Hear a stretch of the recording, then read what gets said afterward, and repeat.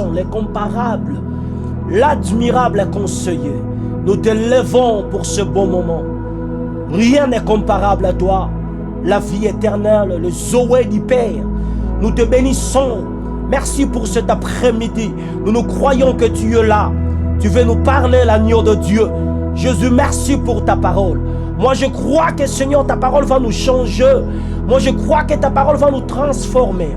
Parce que la Bible dit, tu es le même hier, aujourd'hui, éternellement. Tu n'as jamais changé. Merci pour ce beau moment. La gloire et l'honneur soient rendus à toi. Dans le nom glorieux de mon Seigneur, mon Sauveur Jésus-Christ. Nous avons supplié. Nous disons Amen. To pamboli nzambe balingami. To lobi lokumo kembo masan joli. Ezonge pa na nzambe. Yawa pesi biso pema na bomoi. To lobi ke masan joli na mboka na nzambe. Tozala mukanda proverbe. Proverbe chapitre 30, le verset 18 à 19. Proverbe chapitre 30, le verset 18 à 19. La Bible dira ceci. Il y a 3 choses qui sont au-dessus de ma portée, même 4 que je ne puis comprendre. La trace de l'aigle dans le ciel, la trace du serpent sur le rocher, la trace du navire au milieu de la mer et la trace de l'homme chez la jeune femme.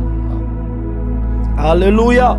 Le verset 4, le même chapitre, le chapitre 30 des Proverbes, chapitre 30, le verset 4, qui est monté aux cieux et qui est descendu. Tout suit seulement wana. Tokena mukanda ya Job. Tokena mukanda ya Job balingami. En Job, le chapitre 39. Job, chapitre 39, le verset 27. Alléluia. Job, tout ça, mukanda Job, le chapitre 39. Oh my God. Le verset 27 na version nanga. Et bah musuba go checker ango. Ce qui m'a comme d'autant go moni monter la 27, tu vas vérifier le verset 30. Alors parce que monsieur est dans le verset 30, ce que moi je suis en train de lire dans le verset 27. On se retrouve dans le verset 30. Ça dépend de la version aux yeux utilisés. La Bible dira ceci. Est-ce que c'est par ton ordre que l'aigle s'élève et qu'il place son nid sur les auteurs? C'est dans les rochers qu'ils habitent, qu'il a sa demeure sur la cime des rochers, sur les sommets de mort. Le verset 29, ça peut être le verset 32 chez vous. La Bible dira ceci. De là, il pille sa proie. Il plonge au loin le regard. Le verset 30, ça peut être le verset 33 chez toi. La Bible dira ceci. Ces petits boivent le sang. Et là où sont des cadavres, l'aigle se trouve. Libre c'était les boshi. Maso gadi gadi. Ibradigas de les boshi. Topambolin zambe balingami. Je crois que tous sur la likambotani la trace de l'aigle dans le ciel.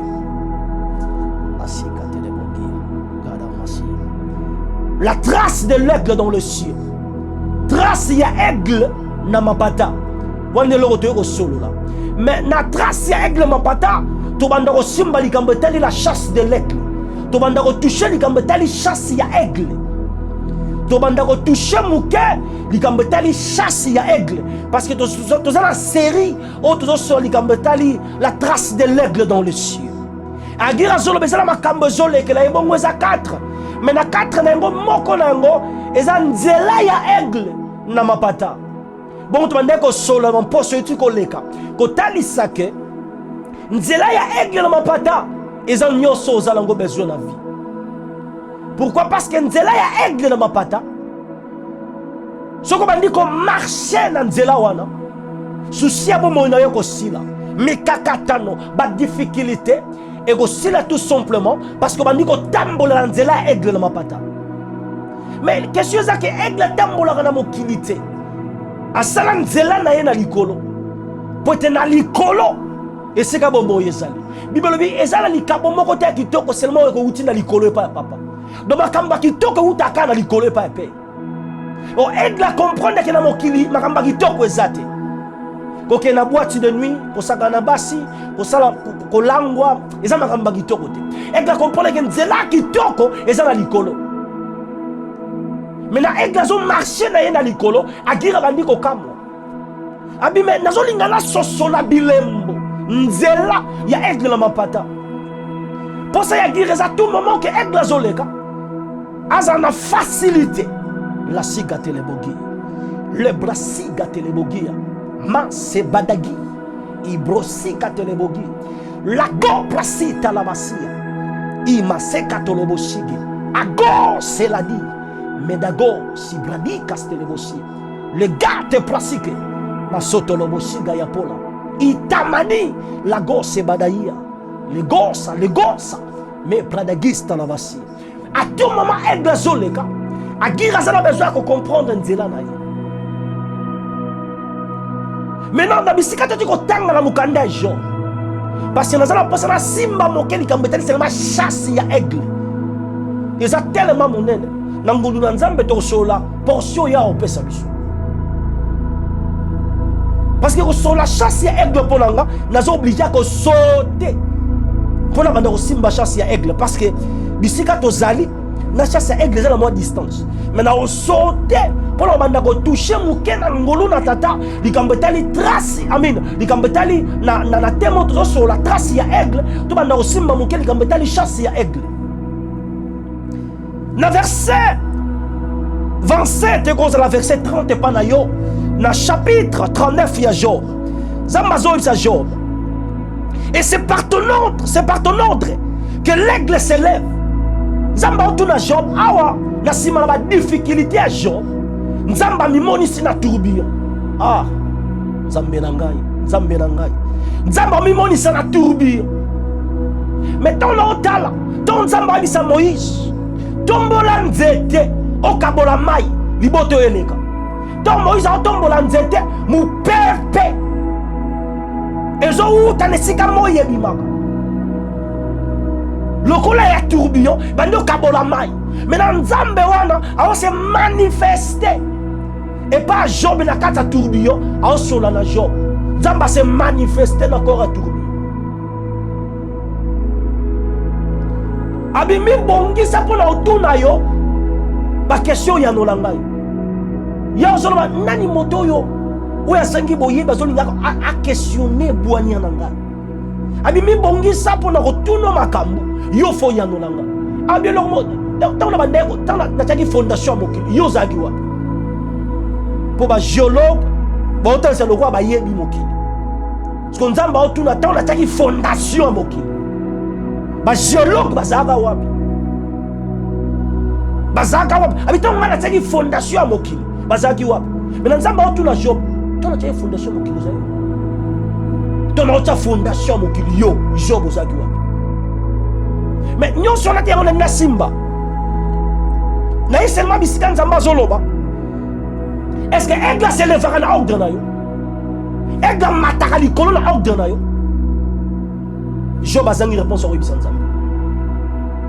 Donc pour dire tout simplement que aigle mataka likolo na ordre mutute. Ce n'est pas être humain. On repère ça ordre. On repère ça aigle l'ordre. Il y a que pour moi na likolo. Et ça mututa ko diminuer capacité ko pour moi aigle. Ah, pour la bando le baké. Bon mo inayo, mutala capacité ko limiter ngazate. Nzamba tuni Job répondre ngai. Et c'est aigle volaka amataka likolo na ordre na yo yondo pesa ka ordre na aigle volé à se lever. Job a une réponse balinga tala question yo et a question ezo ya likolo ya muto nyoso bumisa ka vina yo muto nyoso complète azo luka ko compliquer vina yo mutu moko tazala makoki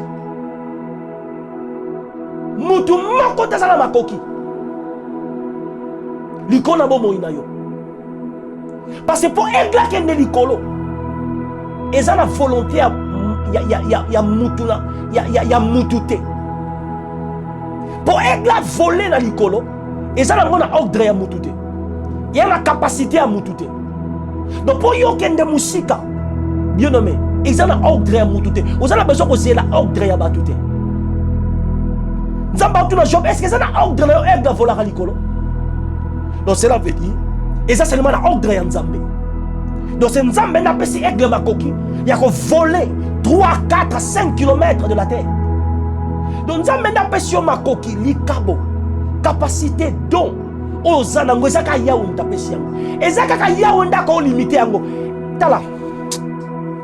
Classité et ko limité on a vie. Ba meki ko calculer ma yele na yo, ba lobi ke non. Oza penza intelligente. Non, baza ba fou.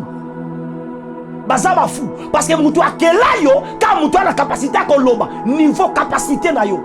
Comment être humain à mesurer capacité à être humain? Non. T'as la aigle. Azana no mutute na contexte nzamba o sola malembe parce que aigle no so les nzambe yemo. Mais amataka ni kolona ordre ya mutute. So comment mutu azwa ordre li koki ya remesurer mayele ya mutu mususu. Ba kesa la test mayele na yo. Non, mutu akoko yebisa capacité na yo, eza mutu a déposer capacité kati na yo. Parce que bato musu ba souffrir le on a vie parce que balobi ki azama yelete. Bato musu ba souffrir le on a vie parce que basala ki test moko. Par exemple, m'taki on sala test pas comme un docteur a raté la texte wana babi ki azama yelete. Non. Ils a test on a tende ko limiter ma yele na. Et bien lelo il y a des êtres humains au bazar réduit en zéro. Na ba être humain mususu.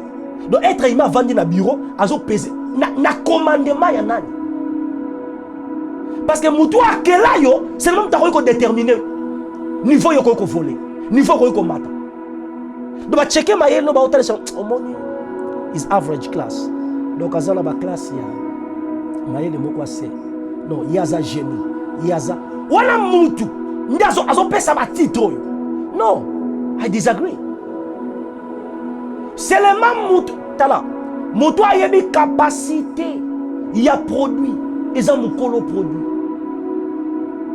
Mutu a yebi capacité ya Mercedes, ils ont mutu a sali Mercedes. Mutu a yebi capacité ya Toyota, ils ont mutu a sali Toyota. Mutu a yebi capacité ya téléphone ya Apple, ils ont mutu a sali téléphone ya Apple. Mutu a yebi capacité ya téléphone ya Samsung, ils ont manufacturer. Mutu a sali yango. Mais si comment école ba sala yote, d'ailleurs école les a produit à être humain.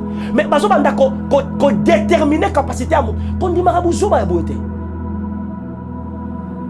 Mamsou a tel habit que yo za mayele te. Oko sala le côté. Baza ba fou. Yebisa ba mo za ba fou parce que binoten bokelanga. Donc mutu mo ko mesurer mayele nanga na classe ya zate. Tala professeur azo tangisa yo, aza capable de mesurer mayele na yo. Mutu aza capable de mesurer dimension na yo, ezaka mutu akela yo. Nzamba otu na Job, ezana capacité na yo. Que aigle matin na likolo. Si ko Job, eza Job tem da capacité na kata aigle. Si ko a déterminer comme mata ya aigle comment. Tata moi si tem da capacité kati na yo. Noko tem da capacité kati na yo. Yaya tem da capacité kati na yo. So babanda ko déterminer ko voler na yo na vie comment. Dimension na yo ko kende musika na vie comment. Parce que tala kindo keza aventure. Et ça seulement aventure na bato ba embrasser yango. Abia robongate. Lokola nani? Parce que faut tout na robongate lokola produit na yo ou bien produit ya Nzambe. Parce que Nzambe a tout na Job. Nous avons besoin de sur la cambetani chasse ya aigle. Mais seulement écriture ezo kanganga na nzoto na bandi goute. Nzambe a tout na Job. Est-ce que ça na commandement na yo aigle mata? Si ko Job akela aigle te, a repé sa aigle commandement ni. Tata moi si te mutakela yo, noko te mutakela yo, yaya te mutakela yo, camarade te mutakela yo, professeur te mutakela yo, eza patron te mutakela yo, ni Amérique mutakela yo, ni interview à visa, pour aucun interview à visa ko lo anglais bien te. Non, mayele ne so dépendre de la langue to ko loba. Mayele ne so dépendre de la capacité on zamba déposa katina yo. Est-ce que zo yo kanga? Parce que les lois ont réduit au bâton zéro. Parce que si on a lingala bien te, babi oza mayele te. Parce que si on a anglais bien te, oza mayele te. Parce que si on a français bien te, babi oza mayele ko za déterminé pour la lingala, pour la français, pour la swahili, pour l'anglais. Non, non, non, non. mayele nous dépendre de la capacité de Nzamba Tzakati na yo. Donc nous devons mesurer yo. Nous devons avoir un thermomètre pour mesurer la capacité ya mutu. Seulement Yahweh. Nzamba bisi Job yo. Est-ce que c'est le commandement na yo aigle matalikolo? Est-ce que c'est le commandement na yo? Ce qu'on et que ça le commandement na yo comment? Parce que Job était mutakela aigle. Nous allons comprendre comment on marcher dans le commandement de tata moi si na enoko. Bakela yo te. Oza produit na bango te. O bango ba lobi non. Et ça parce qu'on a accepté buzoba wana. Oza embrasser yango. Yango zo mona ba ife nango. Si on comprend nzela ya aigle lelo buzoba on est olo. Si on comprend nzela aigle mapata et l'autre on ngato sola. Buzoba on est olo. Atuni Job. Et ça na commandement na yo que aigle mataka likolo parce que yo motokela ki aigle. Je me lobi na loba ki mbali boso mbalo na kangi mundo na loba na lisuka. Donc azengelo ka koloba. C'est la même chose. Nzamba otuna ba ennemi na yo, nzamba otuna ba tata mwasi na ba noko na ba bato nyoso baza contre vie na yo yo. Et ça na ordre na yo que mutu akelama. Et ça ne loko yo ba ki sapo mutu azala. Tala oza ya nzambe. Oza mutu ako déterminer suka na yo, mulayi na yo, munene na yo na muke na yo, eza Yahweh. Bazalaka wapi ta nzamba deposaki yo na kata libuma mama. Tala bomo ina yo eza déterminer o nzamba yebi, na o nzamba lobi, na o nzamba tracé. Eza mesure moko toke ba mesurer mayele na yo na science, ba tester yango, ozo embrasser buzo ba wana. Tala mutu nem ta quelle science. Bah pareil bazo sela bakinde bakeli yango. Donc mutu akeli yango zaka lokola yo. Être humain mon côté a la capacité à mesurer capacité à être humain mususu. Mutu a la capacité et ça lokola Mercedes, ils ont mesuré capacité à Mercedes mususu. Mais c'est la folie. Mutu a la capacité à mesurer Mercedes, ils ont mo keli nango manufacture. Donc mutu akeli mukolo produit. Abijob. Et ça le commandement de aigle c'est je vais avoir les réponses au Pessan Zambé. Alors bien encore, et c'est par ton ordre que l'aigle s'élève et qu'il place son nid sur les autels. Donc aigle tsaka zalamaye nalikolo. Ah, aigle s'élèvera dans ordre na yote. Pas tsaka zalanaye nalikolo. Na ordre na yote. So kitoko ya aigle a vivarane nalikolo.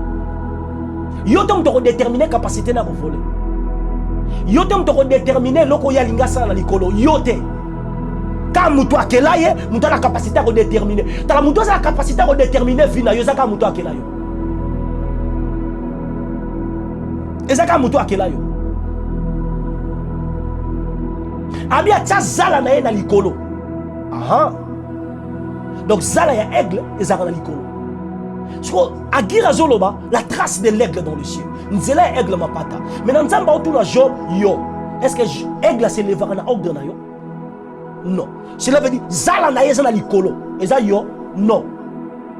Si qu'on nyoso ya aigle zaka na likolo.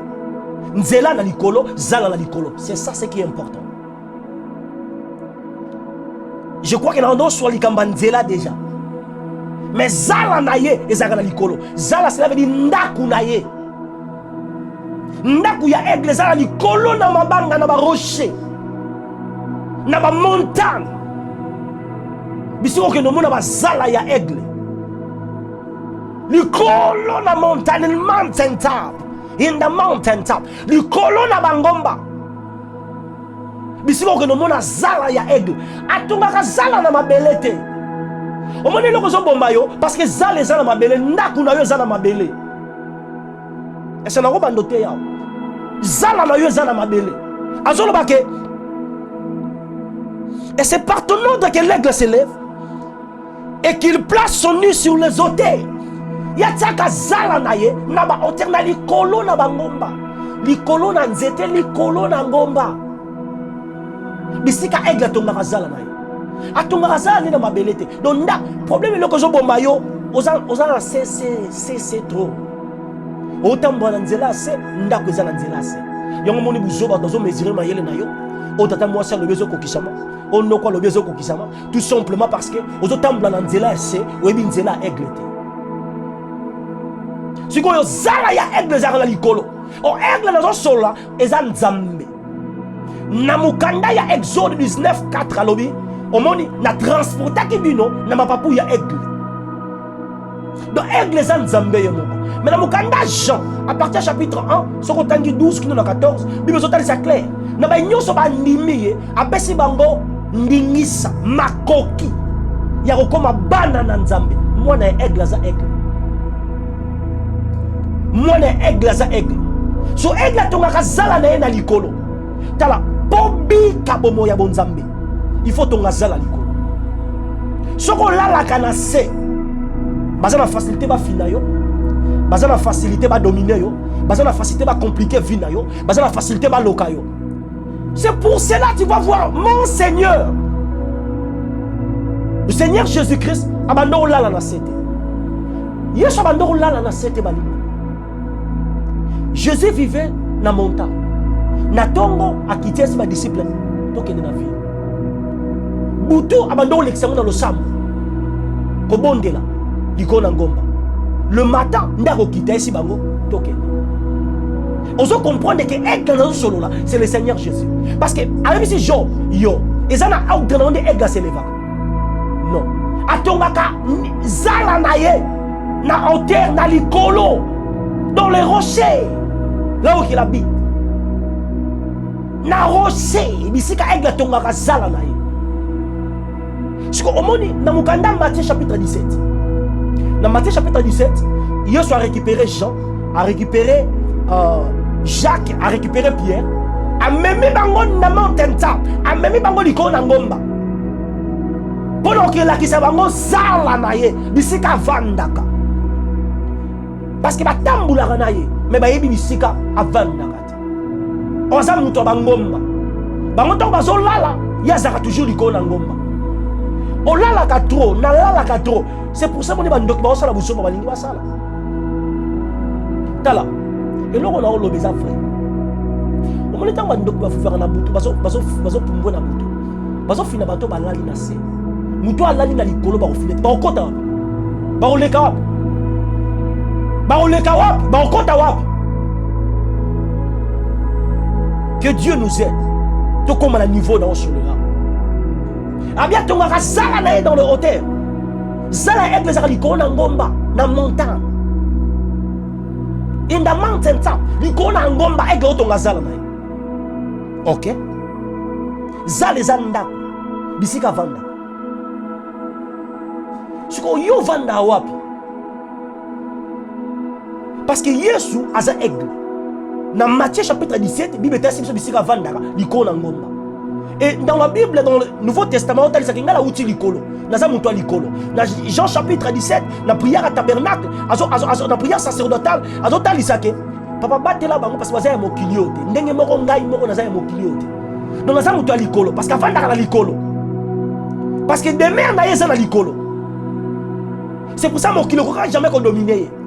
Mokilo ko jamais ko compliquer. Mokilo zo dominer yo, ils ont dominé parce que tous tonga zala na se. Tous autres ont des mères nassées. Donc, ça là, les collèges au bani. Bon, moi, il y a nos sang. Parce que Yesu, boutou mon mandon l'examen dans Gomba na mabonde. Tant que Pierre va zolala, il y a l'examen dans le sang. Donc, avant de bikane na likolo. Na tongo, azo kita na Gomba, abi token na vie. Let's go in town. Donc, malgré ce bouton mon balangomba, c'est ça la aigle. Likolo nangomba, likolo nangomba. Ce que tu as là le corps batunios, bien aimé, c'est difficile de t'ambulancer la aigle. Donc, Yesu le corps la aigle vando là likolo nangomba. Nalo sambo, dimension yo kindo ke ko kotate. Ba ko loko te yondo ko loka. Mutu mo ta la capacité ko télé nani. Et bah mon démonstration, il y a ça là, il y a aigle. Aigle zo bon dia likona ngomba na Matthieu chapitre 17. Na montagne de transfiguration. Bible dit que Jésus a changé. gloire d'Oscar et se révéler. C'est ça likambo zala ya aigle. Bato ba vanda kana likolo. C'est ça dimension ba vivaka na yango. Transformation. Donc bonzambe eye libanda. C'est eloko ka moko. Tant Moïse a comprendre que non. Nzele za kana likolo, nzamba bengi Moïse yaka. Moïse a lexé 40 jours, 40 nuits na likolo. Moïse a transformé. Gloire ya nzambe et bimi libanda na poso ya nzoto Moïse. Tant Moïse a kita, ton dans le chapitre 34 comprendre mambo na zoloba. Tant Moïse a kita, bandi ko kima bi Moïse. Ozo rayonner. Non, il y a la gloire. Parce que azola la likolo na ngomba, atongi zala, atongi ndaku. Ba musu bazo vivre na se, mais Moïse a comme na ndaku likolo. Azana mwasi na bana mazana 40 jours na likolo. Na mwasi na bana batika na se, ya la likolo. Tu comprends ozo pour mabiso to la trop na se. To la lokola batu, ronfler lokola batu, ko la muka lokola batu. La raison pour laquelle ozo bik la dimension bonzambeta. Moïse était un wakiti.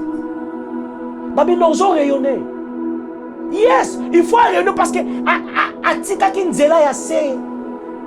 Aouti na nzela likolo faut ka rayonner.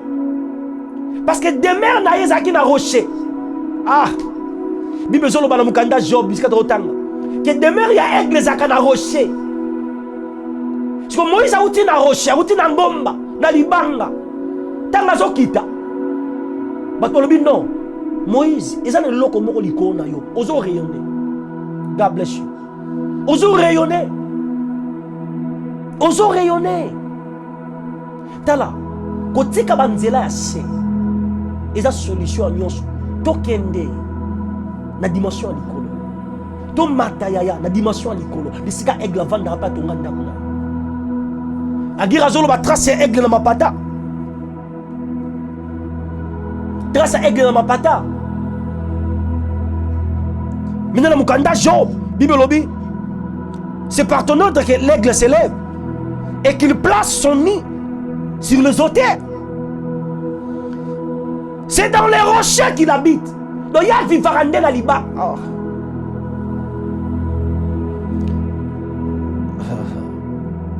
C'est dans les rochers qu'il habite, qu'il a sa demeure.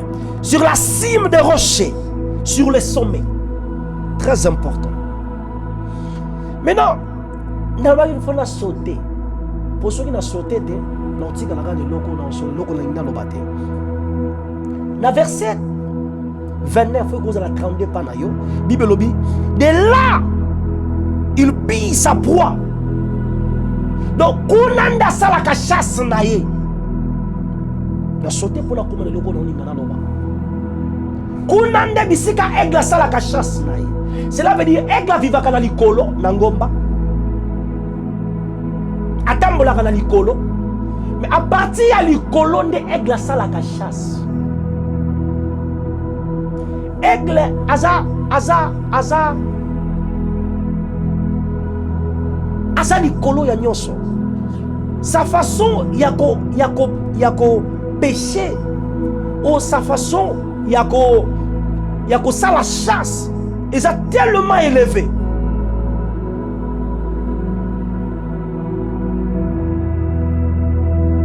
Banyama mususu bazala bokili. Bazo sanga ya Goliath. Mais aigle, Bible lobby, de là. Comment t'as les colonnes de bisika salaka chasse naï. Bisika mona kanyama naï. Cela veut dire nalikolo. De bisika aigle banda ko chasser. Aigle salaka chasse na cité. Asala ka chasse na likolo azo kitane na pona ko exécuter. Donc amona ka nyama tango azala likolo. Aigle amona ka mbisi na mai tango azala likolo. Ah! Nkolo moko aigle telemi. Bazo balikamba taxe, faut afuta taxe. Ba Pierre bazo comprendre même bon ko uta wapi. Il faut futa taxe c'est ça likolo. Omoni ko tambola banzela c'est Ozala stack, okangama. Okoma na bisiko ozala bloqué. Bazana Yesu c'est Pierre. Kendo loba mbisi. Na munoko mbisi ozwa mbongo. Amona ki mbisi wapi na mbongo na munoko. aigle aza surpris na kopeshe mbisi na oso la chasse ya aigle Yesu bazo balika mafuta tax ayebisi Petelo akende koloba mbisi na munoko mbisi mbongo ezali sukwa muna mbisi yango wapi aigle muna ka mbisi na mai tango azali kolo na mukanda Job Bible lobi boye na verset 29 et cause la 32 pas na yo na chapitre 39 il y a Job de là il pille sa proie donc ça la chasse na ye kouta na likolo donc aigle ça la chasse na sete kouta na likolo mais Jésus a dit qu'on confirmer que c'est lui l'aigle bazana besoin ya mbongo kufuta taxe mais mutoza na mbongo eza mbisi azana kati ya mali siko nani okendolo bambiso il faut muto amona ye d'abord bambisi bazebele il faut aigle localiser il faut aigle localiser mbisi oyo soka localiser mbisi oyo ndako bandako ya kozwa ye mais na aigle moni mbisi na mai ebisi Pierre kendolo bambisi na munoko mbisi omona mbongo tala eloko ezotungisa yo parce que ozotambola nzela aigle te ozozanga mbongo ozozanga peut-être kolia kolata ezolelisa yo na mikanisi yambola comprendre ina nzela aigle te komona obondela oyo nzambe pesanga seulement ta 5 costumes 5 souliers dans la facilité partout dans aucun pour moi bando te en même temps na bilamba te bilamba ezaki te na ndo te ata mukolo mboko te na ko changer opportunité ya roté na keza na ke te ate parce na zangi lamba siku tu babotolanga déjà programme roté pour na ozangi lamba babotolanga penza programme mukolo moko roté ya parce na zangi na bilamba ko la zangi na costume te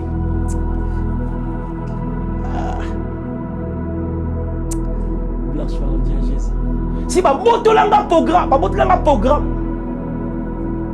que moni papa ya bazo yebele mais bilambo lati yango nde nazala ngo donc to pesa mutu so asala programme parce que papa ya bazo ya faut quand même mutu alati bien makasi problème ezate na côté na service na bien participer pour na boyi to sala service te bilamba na sala ngo na lati mais babotolinga programme parce que nazangi bilamba et comment on a bon de la casse nzambe pesa na bilamba ta 5 costumes 5 souliers pour na ça la facilité parce que boy on doit te lancer un programme pour ça na ngani l'autre ko la ça na ngango la comprendre ça ka ko zanga ko ibanzela aigle ça ko zanga ko ibanzela aigle et tant qu'on bandi ko sanga ngolu ko comprendre nzela aigle on lingala kabola nayo c'est très important balinga nzela aigle mapata yesu atelemina Pierre bazala problème ya finance Pierre zotungisa bango yesu bokende bozambi donc yesu amoni mbisi aigle amonaka 10 fois plus mieux que être humain si amonaki mbisi na mai aigle amon de là tango azana na likolo dans le ciel c'est ça bisika monaka proie bisika monaka mosulu bisika monaka nyama donc amoni déjà mbisi na se na mai oyo aza na mbongo tala bible ezoloba na proverbe fongola misu na yo okozala satisfait Agar kozanga koyeba nzela aigle aotambola na Ismaël bakomi quelque part mai esili mwana komela Agar abandonne la déposer mwana kasi nzamba bomba ye edi mwa ya mona te kozanga koyeba nzela aigle nzamba pesi miso aigle mai ezaki musika te na bisika Agar azolela mai ezala tanga Bible mai ezala musika te na bisika Agar azolela source ya mai ezaki pembeni tala eloko ezoleli so eza musika te ozaka nde aveugle yes excusez-moi na songo penza vérité eloko ezolelisa yo eza nango musika te libala eza musika te kobota eza musika te mbongo eza musika te en voyage eza musika te eloko nyonso ozoluka eza musika te eza kaka kozala aveugle nde ezotungisa yo mbongo eza na mokili bilamba ezao voyage ezao Na lola to ndo voyager te au Brésil, au Canada. Na lola les abongo to za nga liboso mo konti ko sans jola ya. Ba voyage ezao. Mbongo to za ngo besoin. Nyonso ezawa. Avant Nzamba tsa adana mokili a préparé ki nyonso. Problème eza faut que ça na miso ya aigle pour mona. Parce que Bible solo na demer tant que ça na demer na likolo. Nde bisika ya mona kanyama. Aigle mona kanyama na set na likolo. Amona kambisi na mai tango na likolo, siko azo kita pona okanga mbisi. Mais ça ba nyama musu bazo lela. Bazana zamba. Banyama pesa na zamba bazangi biloko kolia, mais bazana zamba bisika banyama bazali. Bible solo bana prof na pison. Un jeune lion. Ako kozanga kolia, mais ba baluka kanzambe. Bazanga kiloko te. Bible bi un jeune lion. Un jeune lion. Lion ya mukolo te, mais lion ya lenge. Azanga na edefa kolia. Mais ba bazo luka nzambe, bazanga kiloko te. Ah. Nzamba za aigle na zo solo. Nzamba za aigle na zo solo. Donc on va la lion, on va la force na yo. Mais biloko zo lukeza pembeni na yo zo mona. Parce que aigle mona ka bien kitoko makasi tanga za na likolo. Yo za mingi na se, on mona bien comment. Relation na nzambe zate. Na nzambe zate. So ozo luko makamba binene, o c'est difficile, on mona ngota. On mona ngota parce que vous aveugle. Parce que pour mona bien, pour mata likolo. Parce que aigle tant qu'à voler na likolo. Tant que tourner la facilité à remonter nyama. Mais là, il y a ce Pierre que de l'eau ambitieux, comme l'eau ambitieux, bon vous allez. Tala, je comprends que nzela aigle, bani ko tambola nzela aigle. Biloko bat musu bazo kufela. Yo bando zwango na seconde. Na biloko bat musu bazo kufela. Yo bando zwango na seconde parce que yo banda ko lelate. O banda komi tungisa te pose quelque chose le quoi bat musu ba mi tungisa. Parce que zo mona bien, nyo c'est ça clair na misu na yo. Alléluia. Chasse ya aigle. Bible solo ba de là aigle monaka poana ya monaka nyama na yeko uta na likolo. Sikoyo na mukanda Matthieu chapitre 3. Alléluia. Matthieu chapitre 3. Le verset 7. Le verset 7 à verset 8, avant qu'il y ait un verset 7 à 8, tu vas dans le verset 16 à 17. Dès que Jésus est baptisé, il sortit de l'eau. Et voici, le ciel s'ouvrit.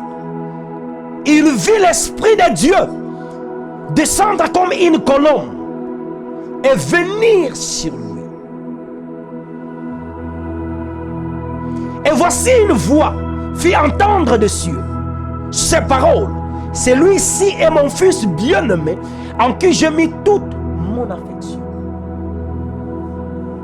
Aigle mona kana likolo. Excusez-moi la bande biso que likolo est la juridiction ya aigle. Likolo est la territoire ya aigle. Parce que demeure na yeza na likolo, atonga zala na likolo, atambula kana likolo, avivaka na likolo. Akitaka na se seulement pour la la chasse. Akitaka na se seulement pour la chasse. Maintenant pour aigle ça la chasse, il faut tika demeure na ye. Pour aigle ça la chasse, il faut aigle tika demeure na ye. Parce que ce que tu demeure na ye te, a la jamais chasse. Atika kan kembo na ye, atika ka zala na ye, atika ka ndaku na ye, abandi ko kita pona kolanda ntaba. Abandi ko kita pona kolanda nyoka. Akita kazolanda nyoka, akita kazolanda ntaba, akita kazolanda mboloko, akita egla bomaka même mboloko ça la capacité. Nyoka kutu kolobate egla bomaka nyoka. Mais dans l'Olanda même documentaire, c'est on regretter ma comme aigle zo sala nyoka. Nyoka c'est le côté pas aigle. Na oya na bapoa na nyoso. Mais pour aigle ça la chasse, il faut tika demeure na ye. Non, Bible lobita ngo yoso sela baptisé na mai. Abimi na kata mai. Et Bible zo ba mukanda Job, chapitre 39 le verset 29. Et dans la verset 33 panayo. Et ça, Bible zolobake. De là, na musika. Et ça, bisika monaka nyama. Mais na likolo fungwami, on demeure ya église na likolo. Likolo fungwami, moni mona nzambe zo kita lokola. Dove, pigeon, et voix elobi na likolo. Oyo, aza mwana na ngai likinda.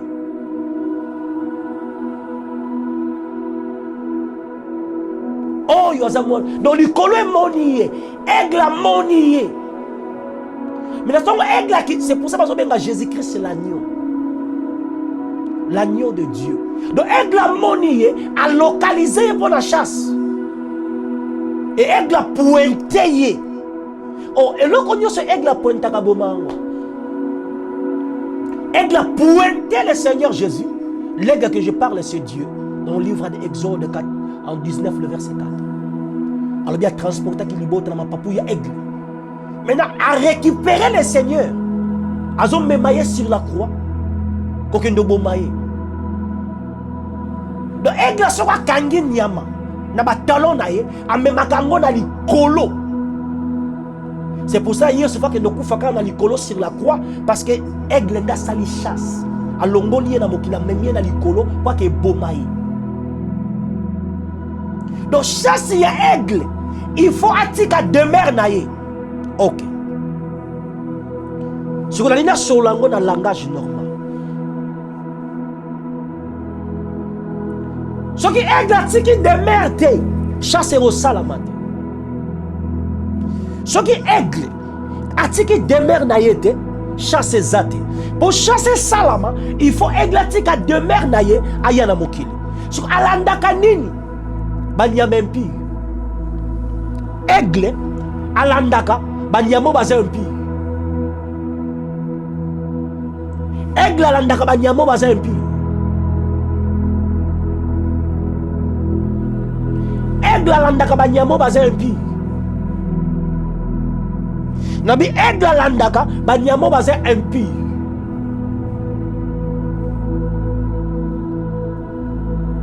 Maintenant, na mukanda ya Matthieu bisika tozali, tozongi na verset 7 8 ndena lobaki. Mais voyons venir à son baptême beaucoup de pharisiens et de sadducéens. Il leur dit, race de vipères, qui vous a appris à fuir la colère à venir. Ça, c'est le prophète Yohan. Il faut comprendre le langage du prophète dans la zone. Prophète a moni batu bazoya, qu'on a baptisé. D'ailleurs, avant d'avoir qu'il musika, dans le bélo, on est tout mis à bateau. Mais c'est ça vrai. Peut-être qu'il y a un expliquer. Bateau ba côté l'eau les aka ba nyoka. Bateau ba côté l'eau les aka ba nyoka. On a le baron penzo kanga bien.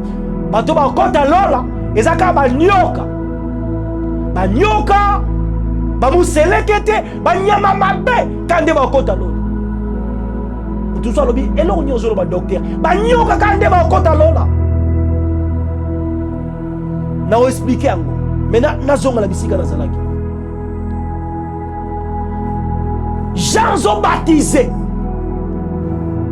Ils ont préparé une zéla parce que Yoshua akoya pendant que si déjà zalaki wala. Parce qu'ils ont déjà baptisé. Dans verset 17, le bisika hier sont ont baptisé. Mais ils ont bongisa zéla pour la koya na ye.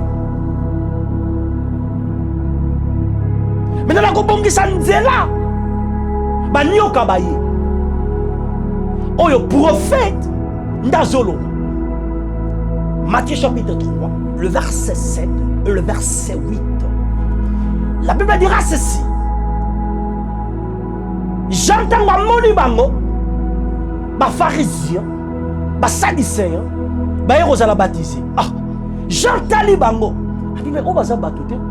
Ça, c'est vraiment, ce sont des serpents. Et serpents, par exemple, ce sont des vipères. Race de vipères. On a la race à vipères, tu es à vipères. Génération ya nyoka. Prophète, azobenga être humain, bazaba nyoka. Atali bango lobi race de vipères. Tala. Et là, aux gens, ils ont checké la dimension spirituelle. Aux yeux vipères, aux yeux pharisiens, n'a pas sadicéens, différence ce sont vraiment des serpents. Mais ça là, na bango, des gens ont témoigné. Oh, bah ça peine na nyoka. Mais ba nyoka, bah ils ont baptisé Nzambe nangai, Nzambe nangai. Expliquez-moi makambo. Parce que ils ont bateau ba bonga ba coca. Mais comment ba nyoka, ni ba okino kozala baptisé parce que Jean lobi race de vipères. Cela veut dire ce sont des serpents. Ce sont des serpents. Cela veut dire les serpents sont venus pour être baptisés. Oh my God. Help me. Ba nyoka, ba kozwa baptême. Ah! Bolingo ya Nzambe, chasse ya aigle, chasse ya aigle. Parce que ça kaka aigle ndambe makanyoka na likolo. Landa ngo na ba documentaire, tanga yango na ba livre, tu vas comprendre que dans émission c'est vrai. Et ça kaka aigle pour nyoka pumbwa te. Taba pumbwa te. Mbolo kwa pumbwa te. Puku a pumbwa te. Mais aigle a même marabango na likolo. Aigle soit kangi puku a même na likolo. Aigle soit kangi nyoka même na likolo. Si ko aigle yo so même bateau na likolo ba bon bazara na likolo te. Ba bonga na likolo te. Ba sengi na likolo te. Mais aigle yo so transporter ba na likolo pour la nini. Abi passer na la chasse. Oh my God. My God. Aigle soit kiti pa bon nyoka. Nyoka c'est loko simple pour na aigle. Soka nyati yango na makolo na ye. Akangi yango pas à voler. Aigle soka na nyoka wapi? Aigle so mema nyoka wapi? Abena memi nyoka na likolo. Mais nyoka saka na likolo te. Nyoka saka na likolo te. Nyoka saka na se. Mais aigle memi na likolo. So akuta na puku. Akuta ni na mboloko. Akuta na ntaba. Aigle o bomba. Aboma katabo za na idete. Aigle bomba katabo. Aigle bomba même bolo. Omoni même balou. Bambwa ya zamba. Ya. Mbwa ya zamba kutukoloba te nde loko simple pona aigle. Aboma ka mbwa ya zamba. O soko zola na butu zolota bambwa ya zamba ezaka biloko moko mabe. Mais aigle aboma ka mbwa ya zamba, my God. Oyoke la mbwa. Fomo la mbwa ya zamba ndenga kimaka. Balou nde ba kimaka aigle. Aïe aïe aïe aïe aïe aïe aïe aïe aïe aïe aïe aïe aïe aïe. Ozana idée. Dans les dimensions spirituelles, c'est Ozola là. Son lali na butu. Omoni bambwa zamba to ba aigle amini bambwa zamba to bambwa ezolanda yo soyo c'est l'impudicité dans les dimensions spirituelles. Ce qui mbwa ezolanda yo bando soyo na ndoto, tu dois vérifier ta vie. Impudicité za mushika te. Mais ce que aigle la bomba mbwa, ah Yahweh merci. Mbwa ya zamba abangisa. Mais aigle ndenga bomba ye. Ouh, Osana idete. Osana idete. Ce que Jean ont baptisé Batou dans Matthieu chapitre 3, le verset 7 à 8. Ce sont des pharisiens et des sadducéens. Ils ont baptisé. Mais Jean dit, mais vous êtes des serpents. Vous êtes des serpents. Mais ils sont des serpents, mais ils ont baptisé. Ah, ma serpent m'a dit que je baptême. Si baptême est à Koufa, n'a sais quoi. Hey, on aigle sera chassé, sera suivi nyoka. On me met dans l'école pour barrer. Et façon aigle vous m'a nyoka bien, mais j'étais étonné. Abandon bon nyoka la mundoka nyoka. Azo katalole mo nyoka pendant que nyoka za vivant. Ao kat nyoka zo ganga. Na yoki le nyoka mawandi ba bon nyoka pa aigle. Je regardais comment nyoka azo bombaye pa aigle. Na yoke le nyoka ma. Soka nyati na makolo. Abando kata lolemo ya nyoka. Azo aolia abanda ko bomber d'abord na munoko. Na munoko. Azo bomba aigle. Tout cela, il y a le pourquoi. Ils en a raison. Ils en a tina. There is a reason why. Mais nous sommes sur la chasse ya aigle. Ce que les gens ont baptisé Batou, à mon niveau nyoka baye. Ce qu'on est dans le bas, nyoka pour me rater. Mais ce qu'on m'a dit nyoka na likolo, c'est que aigle m'a mis na likolo. Ce qu'on m'a dit nyoka na likolo, c'est que aigle m'a mis na expliquer loko. Ce qu'on m'a dit nyoka na likolo, c'est que aigle m'a mis na likolo. Sikoyo. Ba nyoka ba yoko la baptiser. Aigle tali, Jean tali bangabi vous êtes vraiment des serpents, de vipères. Nyoka mabe. Race de vipères. Nyoka mabe. Vipères za nyoka mabe. Mais ba nyoka mabe wana bandimi baza na baptiser. Alors, pour leur expliquer le go, de quel mukanda Luc chapitre 5. Luc chapitre 5. Luc chapitre 5.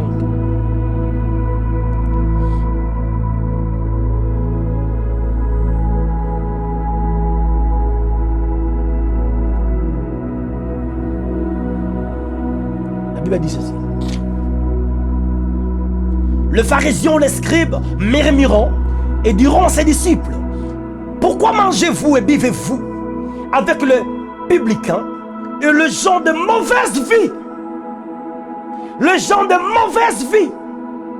Le gens de mauvaise vie. Jésus, prenant la parole, leur dit: ce ne sont pas ceux qui se portent bien qui ont besoin de médecin, mais le malade. Je ne suis pas venu appeler des justes, mais des pécheurs. Je ne suis pas venu appeler à la repentance des justes, mais des pécheurs. Waouh! Ça, c'est l'aigle qui parle. Bah, pharisien. Les gens, ils ont murmuré. Les pharisiens, le scribe, ils ont murmuré. Pour la nini, Yesu n'a pas taxe collecteur. Donc cela veut dire, tu le rôle de mataille. Tu as vu à Mbindo. Tu le rôle de mari. Tu as vu à Mbindo. Tu m'auras là, ce qui n'a mis pas les combien. Zaka le roi li solo na yo, le roi li solo na. Tu as vu à Mbindo. Ce qu'on va monter, tu misala à Mbindo. Na makolo na Yesu. Mais les pharisiens, ils sont yenge bene. Bayete. Bato ba croire que baza ba juste. Yesu bisi bangota là. Na ye. Seulement combien de bato baza bato mabe. Akon baket babonga. Cela veut dire, c'est ça. Aigle ya kazui nyoka. Amemie na likolo. Mais nyoka vanda na likolo te, mais aigle zo mema na likolo. Donc ce qui aigle kangi nyoka memie na likolo, soit kangi puko memie na likolo. Donc chasse ya aigle, eza ko longola nyoka na mokili ko memie na likolo. Chasse ya aigle, eza ko longola taba na mokili ko memie na likolo. Chasse ya aigle, eza ko longola puko na mokili ko memie na likolo. O ba saba nyama mabe. Mais aigle so kwa kiti amoni yango, alandi yango ko zuango. Yo sa lobita la naie. Donc azari na mokili te. Faut comprendre le langage naïf. À ce moment clair, Jésus prenait la parole et dit: ce ne sont pas ceux qui se portent bien qui ont besoin de médecins. Ok. Dans le verset 30, je ne suis pas venu. Oh, Abibo, je ne suis pas venu. Naïete. Ok. Kasi yo utiwa. Dans ce là, chasse ya aigle. Bible zo bala mukanda jo. Aigle sala la chasse na yeko uta na likolo. Amona kanyama ko uta na likolo. Dans chapitre 39 il y a Jean. Sur banda verset 27 qui nous na verset 29, biozolo ba na verset 29, asala ka amona ka nyama na ye. Musudi na yeko uta na likolo. Parce que yo sur le je suis venu. Outua. Je suis venu appeler seulement les pécheurs, non les justes. Est-ce que vous comprenez que vous avez aigle dans ce là? Je suis venu parce que c'est aigle là où tu as l'icolo à Kiti pour le kanga nyoka, ko kanga mboloko, ko kanga ntaba, ko kanga banyamo yamabe, ko transporter bango na l'icolo. C'est ça chasse ya aigle. Abi na ye pour na bato mabe. Aigle landaka nyoka ya bongate. Parce que pour cela, il y a des temps à baptiser, à mon niveau nyoka baye. C'est ça chasse ya aigle. Ba nyoka baye ko kufa, pe ko se ko na ye. Ndelo baki ba nyoka ka ndeba kota bokonzi na Nzambe. Pourquoi? Parce que ba nyoka baye ko za la baptiser parce que bato ba croire ki bazaya ko koka ba bongi bazala pour ça ko za la baptiser. O basa bato masum. Mais mon nyoka reconnaître que ngai nasa nyoka. Misa nango e robiki sangate. Mais nami kiti sanama na loboko. Ya mona na moto. Pona zo bomo. E akina nyoka moko na croix. Ba nyoka mibale, nyoka musu na ngambo, nyoka musu na ngambo. Bata misala mabe. Miyibi babomi, bata misala mabe. So moyenge bene azemi na katikati na bango Yesu. Wa bandiko finga moyenge bene. So nyoka musu na biso nyoka musu. Yoko banga Nzambe te. Ko banga moyenge bene te. Biso to bongi pena la misala nyoka milobela. Ah, Nzambe. Okumisa mapo na ngolu na odikola ba nyoka. Nyoka so milobela bike. Biso to mériter loko. Mais il y a mérité à monter. Donc nyoka mibuki, nyoka mizongisi. Et il y a wabisi nyoka. Yo lelo ozananga na paradis. Asa nyoka, asa muta misala mabe. Yes. Acceptez. Amikitisi. Abongwani a changé. Nyoka zo kende. Nyoka zo kende. Yona bike ba nyoka ba okota bokonzi na Nzambe. Ba nyoko na zoloba, eza ba nyoko ba ye pa Yohana. Ba nyoko ba ndimi komi buka kokufa pena kosekwa. Pendant que batu musu ba imoni ke ba koki, ba bibongi, bazo yemba na bakora. Mais ba sisi ko yemba ba ke kola na basi. Ba musu ba oteya. Ba moni ke ba koki, pe ba bongi, sisi ko teya sima yibi mbongo wa mutu askroke, ba ngombe bimoni ba koki na ba. Mais ba nyoka ba se bato misala mabe. Bato penza ba bongi te, mais ba se décider que non, o za nzela mabe. Donc il n'est pas massif. Bato on est ba obika. Et ça bato ba oteya te parce que ça tout ba oteya. Si ma oteya. Asa ba fille quelque part. Et ça bato ba oyemba te. Ba musu ba oyemba, si ma oyemba. Ala makamso o sala ya mabe. Bato lolengo ba mo le longi na Nzambe te. Cela veut dire bato bazo kwa déjà baza ba yenge bene. Mais bazo bika mabe. Ba mo le longi na Nzambe te. Mais mutu azane nyoka. Mutu azane nyoka a comprendre que nazala nzela mabe. Na ke pa masia. Aye mobimba. Mutu akota bokonzi na Nzambe. Mais bayo baza kati na Nzambe, o bazo banga Nzambe. Aussi ba okota bokonzi na Nzambe. Mais bayo baza na kati na makambo na Nzambe, bazo banga Nzambe te kotambo na gauche na droite, croire que baza ba koki, baza ba yenge bene. Ba mona bolongi, ba okota bokonzi na Nzambe te. Alors, pour nous expliquer makambo na oloba na mukanda ya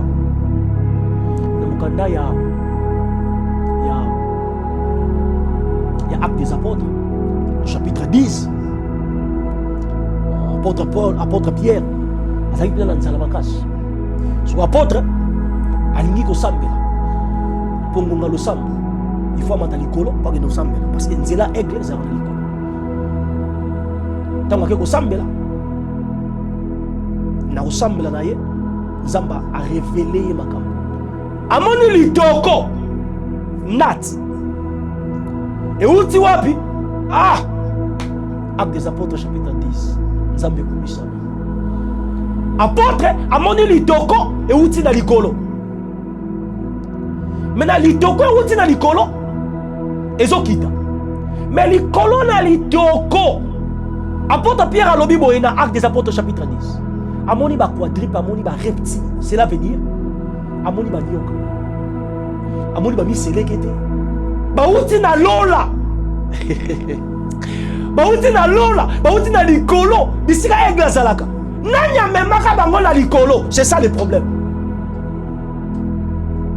Nanya memaka bango na likolo parce que Bible zolo ba clair. Na Actes des Apôtres chapitre 10 que apôtre Pierre a moni litoko et uti na likolo ezokita. Siko na litoko, il fallait ça la banyama kitoko. Il fallait ça la banyama bakoki ou baza ba yenge bene. Mais likolo na litoko amoni nyoka. Amoni nyoka. Autour de la nyoka dans la Bible et décrire banyamo apôtre azo décrire wana. Tu vas comprendre que le serpent était là. Amoni ba reptile sorte de amoni museleke te, amoni nyoka likolo na litoko. Sikotala bonzambe bauti na likolo, nani amemaka bango na likolo, na lobaki yango bien. Eloko ememaka nyoka na likolo, nyoka volaka te. C'est la nyoka apumbwaka te, museleke te apumbwaka te. Batambula na se, oaza bato misala nzela mabe. Mais sikoyo bauti na likolo koma bazokita. O mutu amemaka bango na likolo eza aigle, parce que aigle ndakanga nyoka amemie na likolo. Aigle ndakokanga museleke te amemie na likolo. Aigle kokanga puko amemie na likolo. Donc j'ai compris. Mouton memaka banyamo na likolo, c'est aigle lui-même, c'est Dieu. Aibisi yebo. Boma yango pelia. Pierre atana binza. Eh, mamnyo solo. Biso to liaka biloko te, biso za ba Yuda. To liaka biloko te. Parce que tout ça ba Yuda. Habitala eloko ngana sanctifier obenga ngoza mabete. Lia, boma lia, abi jamais. Biloko eza empire. Alors bien eloko ngala benga ngo pire ko benga ngo empire. Ya wonyoka za empire. Abi non ko benga ngo empire parce que aigle ça la chasse na. Oh, chasse ya aigle, c'est l'amour de Dieu envers nous. Chasse ya aigle, eza bolingo ya nzambe. Et pas ina biso bato na masumu. Chasse ya aigle, eza bolingo ya nzambe et pas na biso bato na masumu. Et apôtre Pierre a résisté à la volonté de Nzambe. Et tel est le que salami. Il y a un tel mananga même.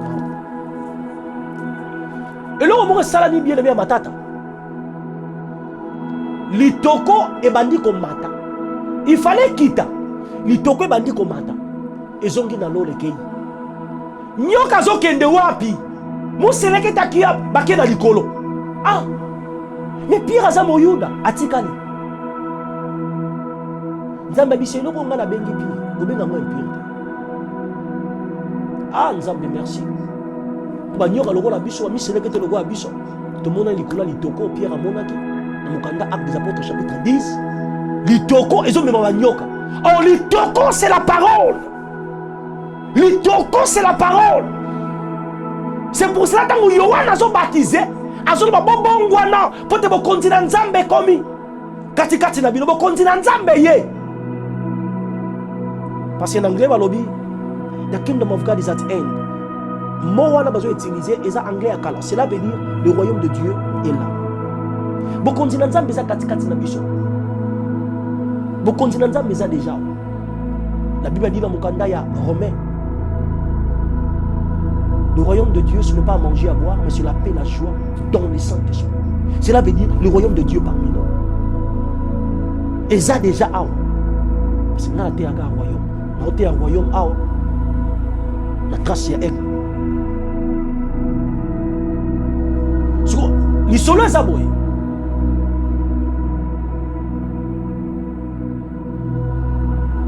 Mais c'est là que tu vas se trouver la litoko. Oh, litoko c'est la parole.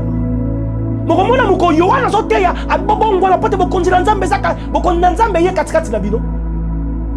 Mais c'est là que tu vas y ba nyoka ba ye cause la baptiser. Ba s'arranger vie na bango. Cela veut dire bah continue la parole oh Yohana bande koloma. Cela veut dire bah continue la parole oh Yohana bande koloma. Oh la parole c'est Dieu. Litoko c'est la parole. Litoko c'est la parole. Et ça quand lokola boîte ya no na roya kuna. Ba nyoka ba kota na boîte ya no. Mais c'est là que tu comptes la boîte ya Noah. En boîte ya Noah et ton gamina. Liloba. C'est la parole. Et sa philosophie a montré mais liloba lobi Noah sale lobo. Cela veut dire boîte ya Noah c'est la parole. Donc nyoko ya mi compte ici la parole. Garantie à beaucoup de Nzambe. Et talité makambo sala ki lobi. Ceux qui ont changé l'élo. Ceux qui ont mis compte ici l'élo. Dans la parole, Bolingola Nzambe, c'est ça chasse aigle. Ce qu'on me côté ça dans la parole, ma soumune olimbisama. Lelo. Ce qu'on me côté ça dans la parole, ma soumune olimbisama. Dans le baki bien, aigle ça la chasse fatika likolo. O muto atika likolo. Proverbe chapitre 30, Le verset 19, la trace de l'aigle dans les cieux. Le verset 4, qui est monté aux cieux et qui est descendu. C'est l'aigle qui monte. Et ça aussi aigle ndakitaka. Et ça là Jacob a moni ba ange bazo mata, bazo kita na quatre escalier. Maintenant litoko c'est la parole. So on dit ma parole lelo et talito sala qui n'a passé. Et talito sala qui lobi. So ko accepter lelo. Bon moyo ko pesa milayo lelo. Ba nyoka ba se trouver na kata litoko. Ba tu loko la biso to ba nyoka to bongaka te. Mais chasse ya aigle et côté si biso na kata makambo. Parce que aigle sont dans la chasse. Akomona ba nyamata 10. Ma aponaka moko azo kita zo landa. Yo na famille na bino boze ebele. Mais pour la ni nzamba landa yo. Pour la ni nzamba ponaka ka yo. Parce que bolingo na nzambe etamboli seulement likolo na yo et monika ka yo na famille boze ebele mais nzamba landi yo. A récupérer yo a bomi yo na via mokili, a séquission na via bonzambe okomi moyenge bene. Ezaki na kasi na ngate. Parce que tant aigle azoboma, c'est ça le apôtre Pierre, apôtre Paul azoloba. Dans Galates chapitre 2, sur le temps à partir verset 20 qui dit. Alors c'est que ceux qui n'ont que zangate mais yesu nde kati na ngai. Tant aigle abomaka, okufi na masumu, okobika kati na ye dans la justice. Chasse ya aigle. Faut aigle atika demer na ye. O mutu atika demer aye na mokili koboma nyoka, kolanda nyoka. C'est le Seigneur Jésus-Christ. Nga zaki na nga nyoka, yo zaki nyoka bato mabe. Mais alandi biso, a récupérer biso, a meme biso na likolo pa barre biso na via mokili. To sekwi na via bonzambe, to bandi ko bika bonzambe. Vio to kokaka te, vio to bongaka te. Mais na makasi na ye to bandi ko bikela yango. Chasse ya aigle. Alobi azoloba ke je suis venu pour na robenga kaka bato mabe babonga. Donc naye auti na likolo. Donc aigle auta na likolo tango azokita alandi nyoka azolanda puku banyamu ezanga tina banyama mabe aigle azolanda ngo pona robomango abomaka nyama mabe na via mabe pour via malamu se kwa katina. Apôtre Paul azaki nyoka pour nyoka ce que suis fait bomayo. Apôtre Pierre misa apôtre Paul azaka nyoka parce que via nyoka ezaka ce que suis pas bomayo. Apôtre Paul musane ezaka ko boma ko récupérer lettre ko barrer na yebato ko barrer ba chrétien mais bazolanda masia yazo boma bango. Donc ko kanga bango ko boka bango pendant la prison. Donc vous comprenez que misala ya muto na nyoka ezaka ndenge moko. Donc réellement la dimension spirituelle azaka nyoka. Mais aigle atiki likolo à côté de chapitre 9, il y a acte des apôtres. Atuniye. Zanani, abinaza Masia, Yesu, Masia, oh yozo bundisa. Oh yozo persécuté. Waouh, abina salani. Aigle aponi nyoka logo la Paul pour le coup. Abomi Paul na via masumu. Et Paul a obanda kobika. Maintenant le même Paul azoba na Galates chapitre 2. Ce qui ngala azobika ezangate mais masi ya kati nanga. C'est la ngasi na kufa parce que c'est abomanga. Mais na sekwi kati na ye na via bonzambe. Donc via masumu kati na ngasi abomanga. Na sekwi kati na bonzambe. Donc bien aimé, koyamba Yesu eza chasse ya aigle. Kokota tala soki aigle poni ote jamais okota te. Okoki jamais koye pa na ye. Ce qui est aigle à l'andiote. Aigle religieux, ça a le aigle à l'icolo, c'est impossible. Pour vous en escalier, on monte la kunate. Faut aigle d'atika l'icolo aya. O aigle kotika l'icolo koya. Mukoloboko, dans chapitre Jean, chapitre 1. Nathanaël a fondé quelque part. Mais Robin n'a pas que le monde a massia. Abandi ko critiquer, est-ce que l'on a malungé Robi Manavi, l'on a. Mais tant que il se dit, ah, tu as mon intégrité. Abi lolenge ni no yebingai. Abi oh Nathanaël. Tango vanda ki na sena nzete na mona kiyo. o aigle nda monaka na likolo abitala natale tango vandaki na sa nzete ngasi na monaki yo na tele na bandoka mo oui nazali na sa nzete sokondo moni langa zaki wa ya monaka ko na likolo amonaka na sete amonaka ko na likolo abi omona mama makambo koleka ya kalandanga donc pour la otani que chasse ya aigle eza bolingo na nzambe pa ina biso amonaki biso na kata masumu et oyebi eza la mutu moko tando baka mbisi lokola aigle aza supreme alikambo etali kosala pêche ya mbisi o mai ezolobela mokili mai ezolobela mokili mais aigle atikaka likolo alandi mbisi na mai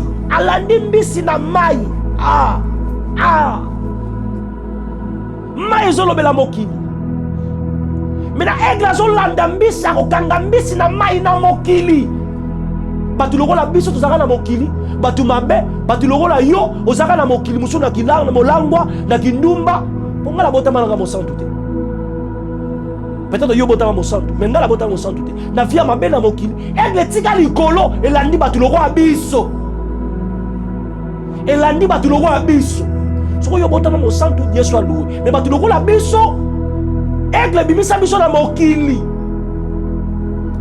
parce que mbisi azalaka na mai mbisi azalaka na mai mais aigle abimisaka ye na mai na sepelaka na batalon aigle est ce que nango bandosolo batalon aigle ngomalanga ekei c'est ça yango na kokontinue nango mpona sola monoko ya aigle na batalon ya aigle parce que soki akiti na mai akangaka mbisi na makolo na ye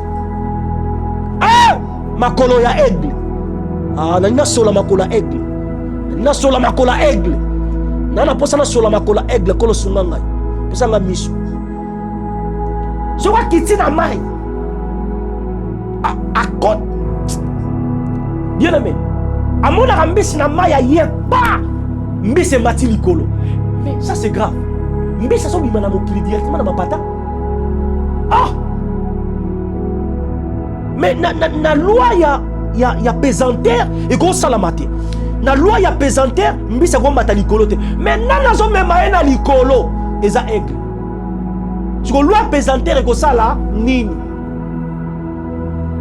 po na loi ya pesanteur mbisi ekomata likolo te ekweya eza na capacité emeka kosote na mai ekwei na mai mais aigle soki atiki likolo amoni mbisi l'aigle que je parle c'est le Seigneur Jésus aolanda mbisi na mai na mokili arécupéranga na mokili je crois eza même ka na yo arécupéra yo na mokili na milangwa na kindumba na masanga yo yebi kwe o nzamba zwa yo ezalaki na mokili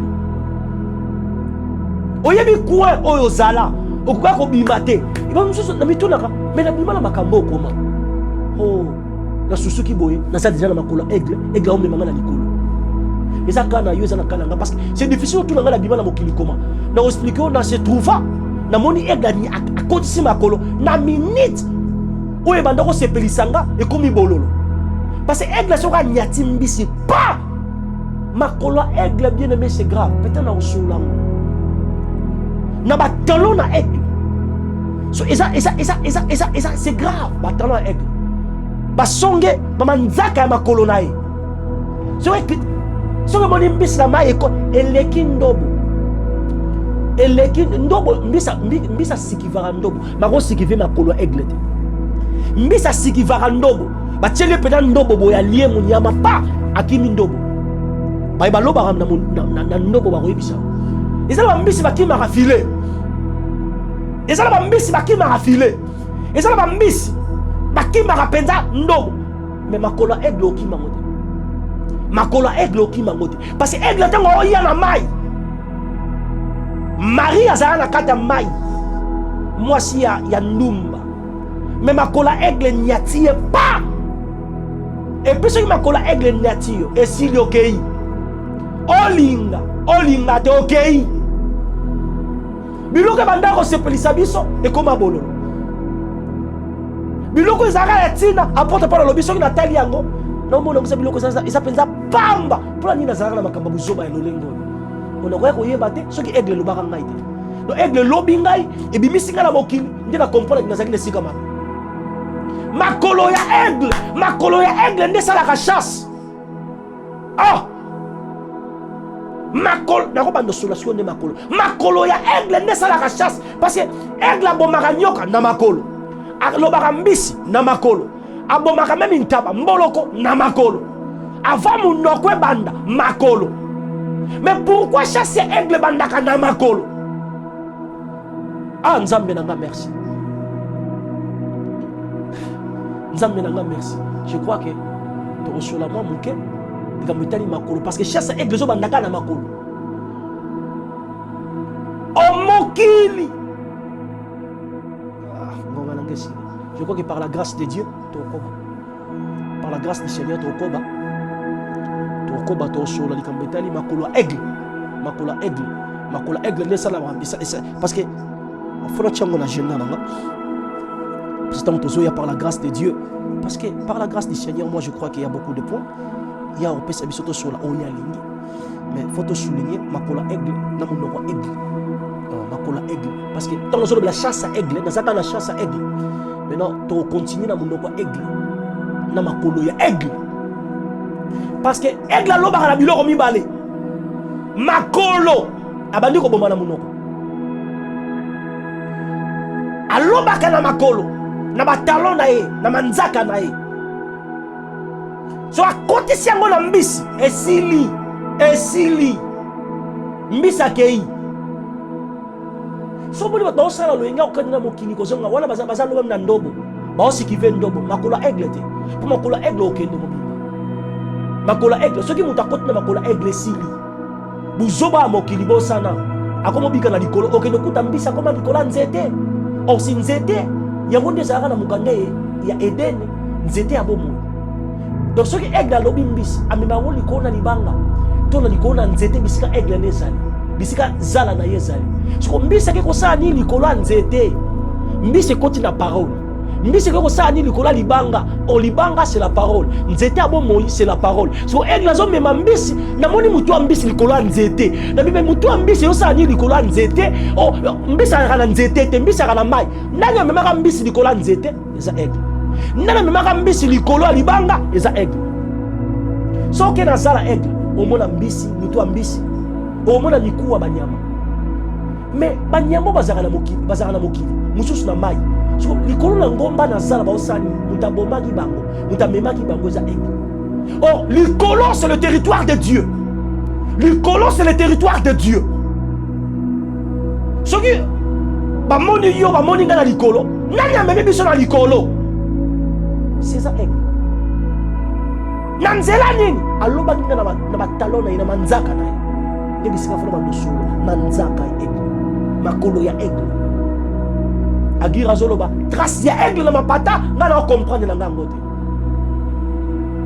bien aimé koyeba nzambe ezaka chasse à aigle donc faut aigle tala c'est grave sur otika nzela nzambe zonga na mokili parce que aigle nda lobi ya bimission bisika ozala amemi na dimension komileko ezala makasi na yo te tala yongo ba pasteur ba betaka tolo bazala besoin ka lisungi parce que tout yo komaki andeni pour théologie ko commission ate théologie ko matiso likolo te jamais il faut aigle même yo si ko soki aigle même yo beta tolo ndeni parce que ozata ne forme ko salite na zaki langa la mokili aigle ne kabi e kangi ngai e memi ngala likolo mwenda dondwa ezate parce que na nyatani na sia makolo aigle so moni muta odondwa o checker muta memi na likolo ou bien akena likolo na mopepe akena makolo aigle pour makolo aigle na makolo aigle na makolo aigle mutamiko amtamika amikitisa on a makolo aigle non mona comment rita zo mikitisa pas Boaz parce que na makolo aigle ba mikitisa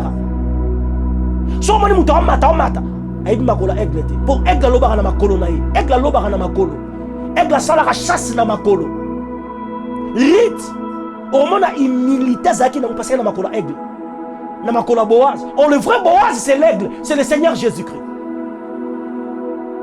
C'est le Seigneur Jésus-Christ. So moni mut na balo lendo, omoni ngai, omoni Vous comprenez? Oh, il y a l'obama na aigle. Pour aigle, si vous nyati yo ba manzaka ne koti, au kufi déjà. Si vous ebembe ça la lolendo te.